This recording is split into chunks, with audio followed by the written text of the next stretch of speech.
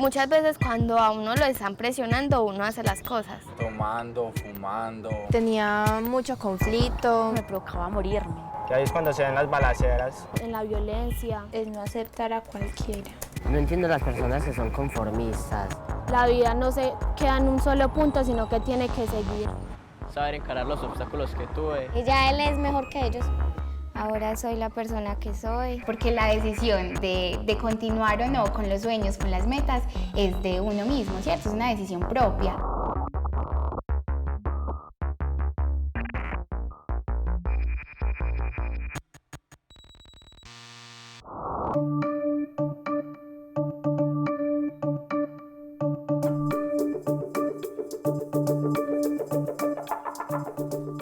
Medellín, la ciudad de la gente emprendedora y pujante, capital del departamento de Antioquia, la ciudad de las flores y las mujeres bellas, escenario de grandes eventos y marco de importantes negociaciones a nivel internacional.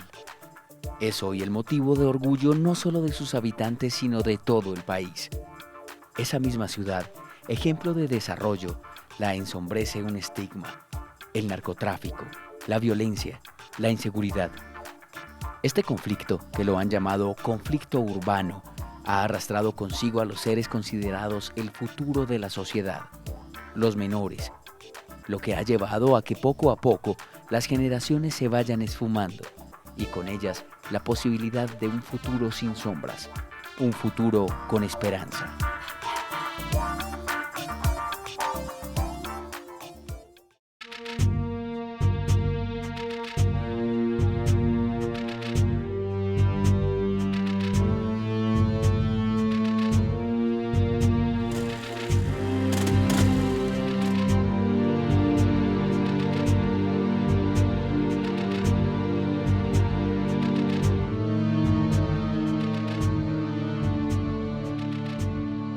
Yo me llamo Angelis Cantello Madera, mis amigos me dicen Angie. Hoy en este cuento todos cuentan, vamos a ver lo que viven los menores en el conflicto en Medellín.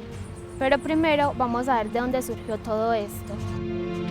Los estudiosos han hablado de que el tema del conflicto urbano de la ciudad es un asunto de la década del 80.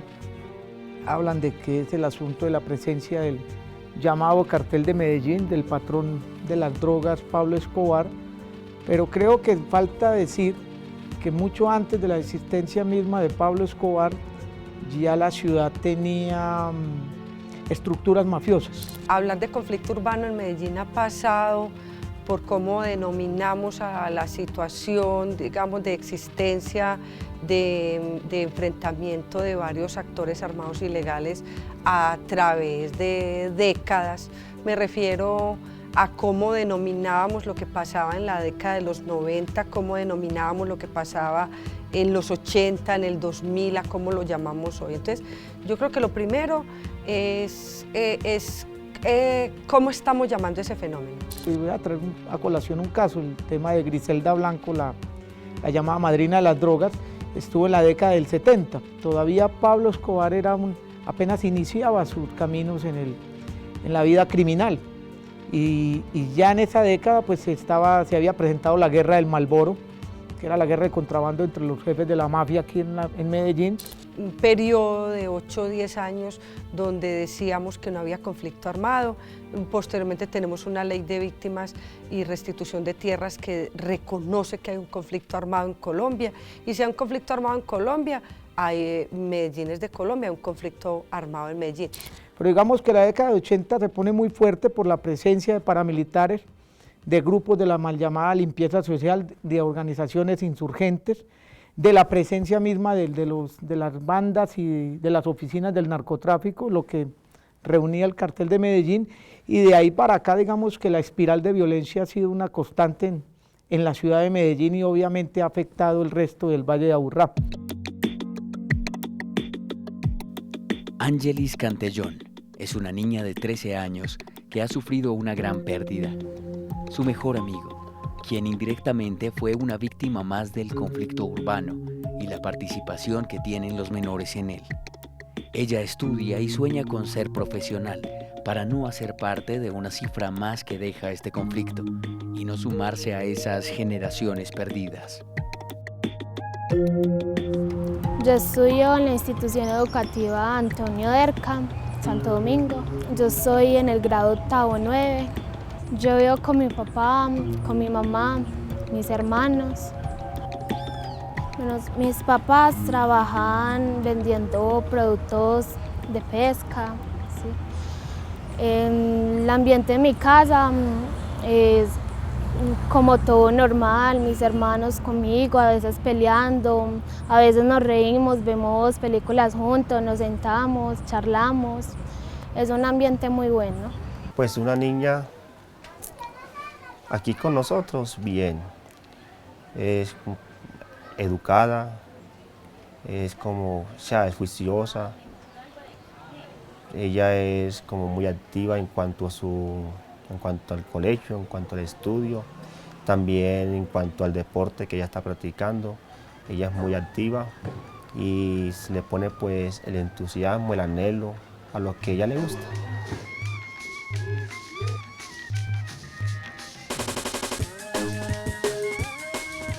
Me gusta hacer deporte, escuchar música, ver televisión, lo cotidiano de mi vida, pero lo que más me gusta es hacer deporte. Yo practico gimnasia artística y tenis de campo.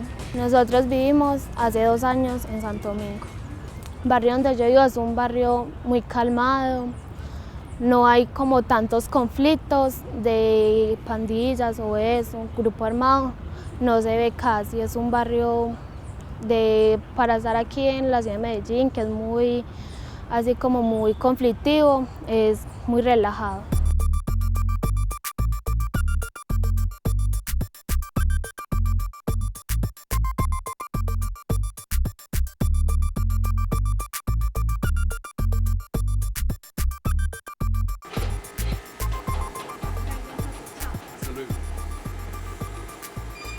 Pero digamos que esta ciudad de Medellín, el Valle de Aburrá, está en manos hoy de estructuras paramilitares y mafiosas que las han llamado PACRIN, que juegan en la guerra rural, que juegan en la guerra urbana, que tienen fuerte presencia en Antioquia y que además tienen presencia, además de Antioquia, en otros 19 departamentos.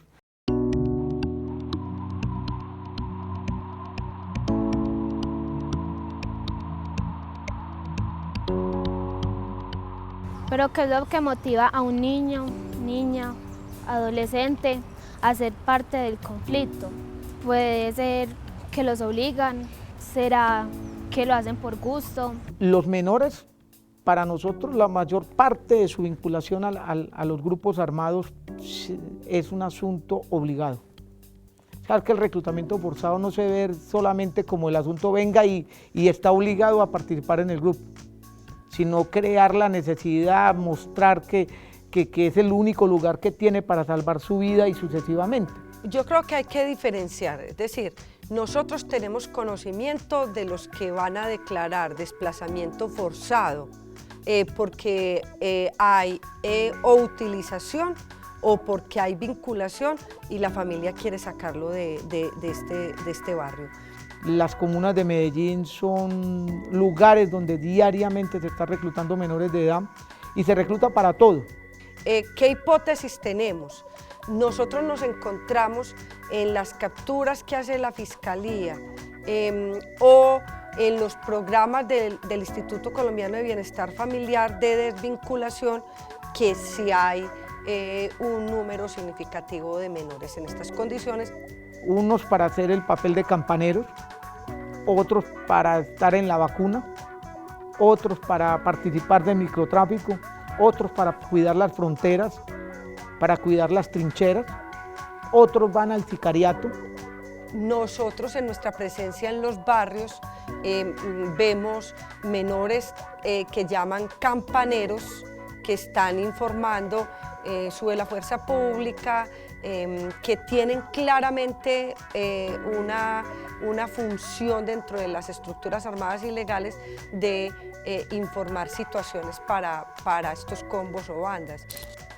Y en el caso de las niñas y menores de edad la situación es igualmente difícil, Primero son utilizadas sexualmente muchas de ellas y después son arrojadas a las bandas, donde terminan participando o en la vida activa militar de las bandas o metidas de lleno en el tema de la explotación sexual o en el tema de la prostitución. Lo otro tiene que ver con pasar armas. Hace poco fue capturada, fue puesta a disposición de las autoridades una menor de 13 años que estaba llevando un arma para grupos armados ilegales en un sector de la ciudad.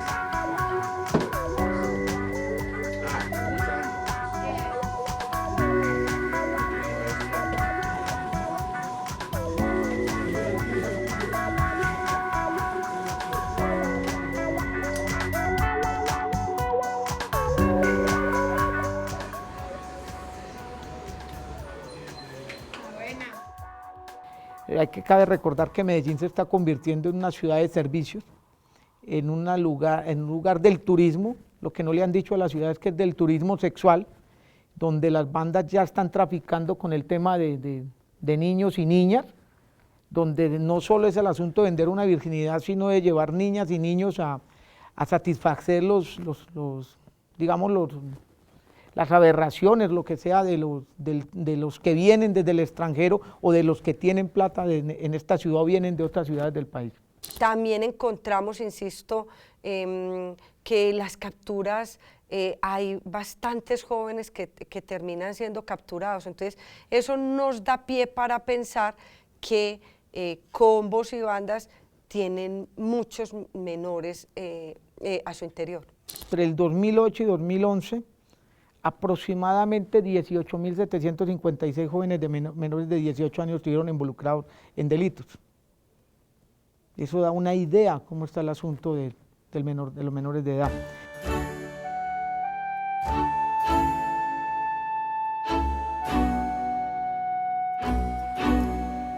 Hola, papi. ¿Cómo le fue? Bien. Mi amigo y yo nos conocimos, prácticamente desde la infancia. Éramos así muy amigos, jugábamos mucho.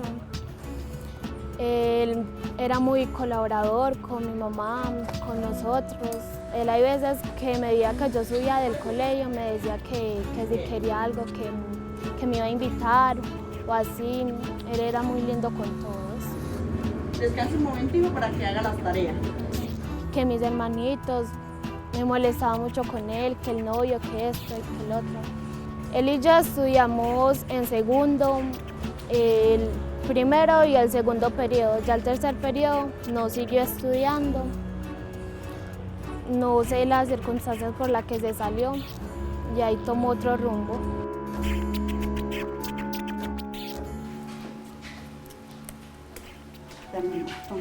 Gracias, mamá.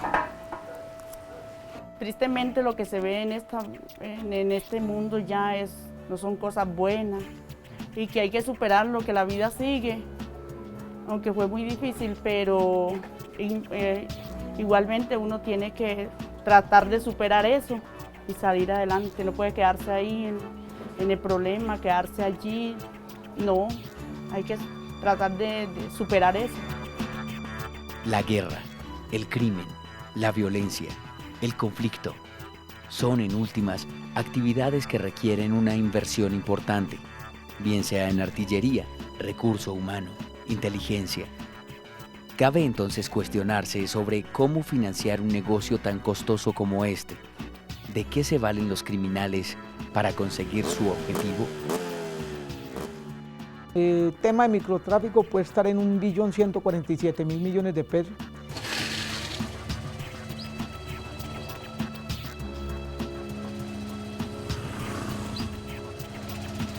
El tema de piratería, que es el tema de CD, de ropa, zapatos, todo ese tipo de cosas, en Antioquia, con epicentro de Medellín, pueden ser unos 2 billones de pesos. El tema de apuestas ilegales es casi imposible poder identificar cuánto es, pero estaríamos hablando de cifras superiores a los 10 billones de pesos en esta disputa y que son las que fortalecen las finanzas criminales. porque lo que hay que dividir acá es qué reciben las bandas, pero qué recibe la mafia y los verdaderos jefes paramilitares del negocio. ¿Cuánto sería la vacuna, teniendo como ejemplo el centro de Medellín, la Comuna 10, donde unos 25.000 comerciantes son vacunados y unos 25.000 venteros informales también son vacunados? Buenas, ¿cómo está? Bien, ¿o qué? Muchas gracias. Las vacunas pueden oscilar entre 40, 50, 80, 100 y mucho más semanal. Daría un cálculo de cuánto sería la vacuna mensual. Lo que tienen que pagar los buses en Medellín, cuando un bus normalmente está pagando en vacuna a urabeños y oficina unos 750.000 pesos mensuales. Y solamente en Comuna 13 son 510 buses.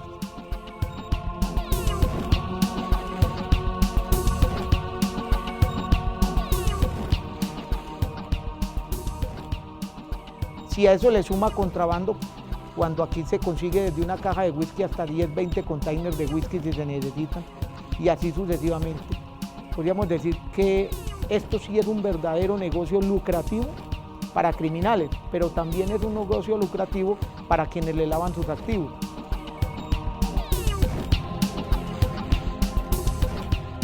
¿Por qué escogen a esos niños, niñas y adolescentes a realizar estas actividades? El conflicto urbano es una problemática que, aunque no es justificable, un adulto puede entender de qué se trata, por qué se da, a qué conlleva. Pero cuando vemos que hay menores involucrados allí, cabe preguntarse por qué son utilizados en esa guerra que quizás ellos ni entienden.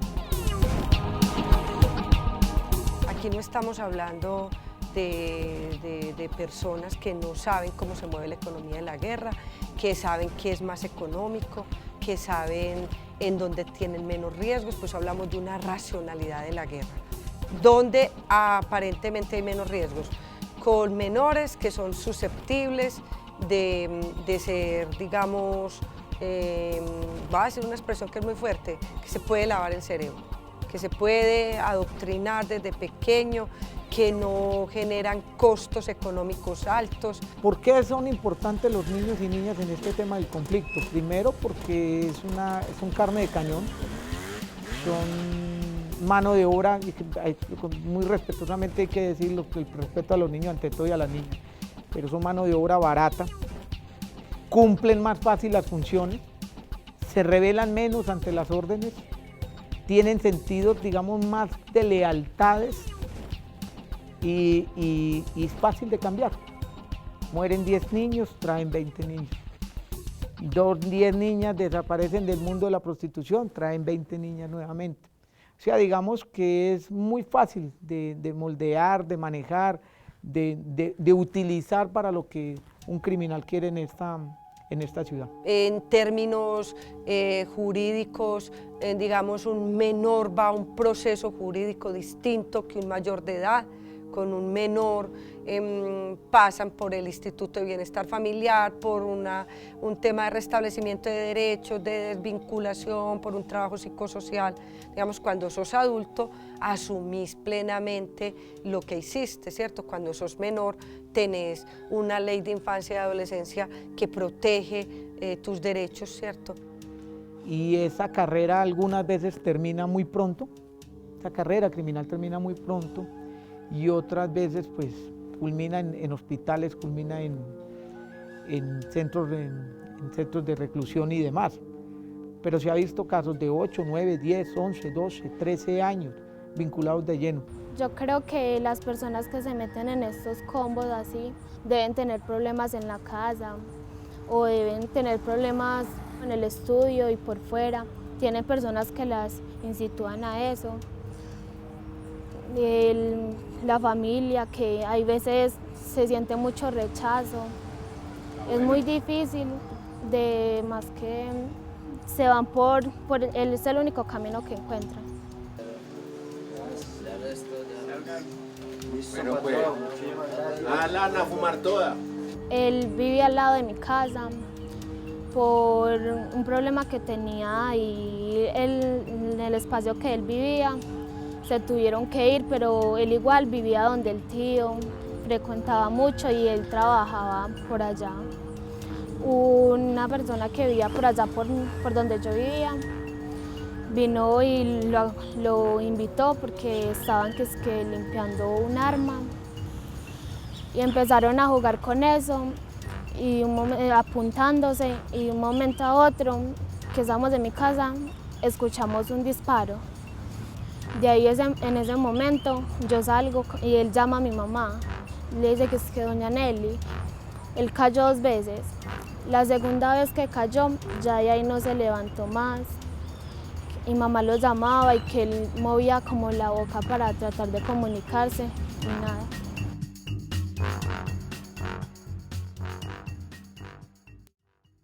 Es posible que estas personas puedan reintegrarse a la sociedad. Sanar las heridas, recuperar la confianza, la autoestima, la esperanza. Es un proceso que con una guía adecuada y un acompañamiento constante hace posible que los niños, niñas y adolescentes retomen sus vidas, se propongan nuevas metas y logren esa resiliencia que los convertirá en seres más fuertes para enfrentarse nuevamente a la sociedad. ¿Es posible una resocialización? Yo he visto los que no están en el conflicto están o haciendo música, o haciendo arte, o haciendo programas de protección de la naturaleza, o conformando grupos, digamos, para hacer proyectos e iniciativas. Entonces creo que hay que identificar esas iniciativas que te hacen absolutamente resiliente. Creo que eso es un reto. Digo que la reconciliación es el horizonte que Colombia tiene para superar esta situación de conflicto. Es decir, una cosa tan sencilla como decir es que tenemos el deber de vivir bueno. Eso tiene que ser elevado a la categoría de un deber. Hay que vivir bueno, es que vivir maluco es muy maluco. Y tenemos que trabajar para ese otro 75, 80 o 90% que no lo están, para saber qué es lo que los hace resilientes para no estar. ¿Qué es lo que ellos han construido? ¿Qué es lo que les da la fuerza de subir a un sector donde hay un montón de jóvenes involucrados en el conflicto, ellos vivir ahí y no estarlo? ¿Qué es lo que les da esa fuerza? Creo que tenemos que identificar, insisto, qué los hace resilientes. Yo les diría a los que están incluidos en todo esto que esa no es la única opción, que ellos pues estando metidos en el deporte o estudiando se pueden olvidar de todo eso, haciendo actividades que no influyan tanto en la violencia, que no se vean como tan obligados a estar en eso, que busquen una solución para escapar de esos conflictos. Es que yo creo que a mí se me perdió la cuenta de tantas personas que yo conocía ya. Y es que en un conflicto como el de Medellín, del Valle a Aburrá, pero digamos como epicentro Medellín, el conflicto urbano golpea de todas las formas. Lleva a algunos jóvenes a sentir desazón de seguir viviendo y los lleva al suicidio.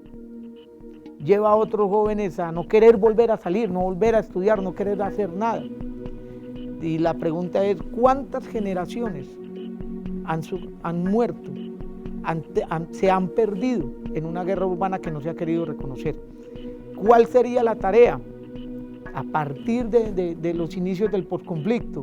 Y es cómo hacemos para recuperar y para dejarle a las futuras generaciones una verdadera ciudad. Porque todo lo que nos están pasando los jóvenes inmersos en la droga, en el alcoholismo, en la prostitución, todo eso, quieras o no, directa o indirectamente, está pegado al conflicto urbano. Para mí fue muy difícil seguir adelante, tomar ese camino. Sí. El estudio para mí en ese momento es muy importante y muy fundamental en mi vida, porque con él puedo salir adelante, no me puedo quedar ahí estancada como muchas personas se quedan. Mi vida cotidiana, mi deporte, estar con mis amigos me ha ayudado mucho. No tener como esas malas compañías. Eso, he sabido salir adelante sin tomar ese camino que llevó tan terrible mi amigo. Muy difícil lo que él vivió y cómo él era, pero la vida no se queda en un solo punto, sino que tiene que seguir. Y uno mismo tiene que darse un empujón a seguir hacia adelante, porque para atrás no hay que mirar. Seguir adelante con mi vida, hacer lo que más me gusta y seguir una carrera, mi motivo de vida.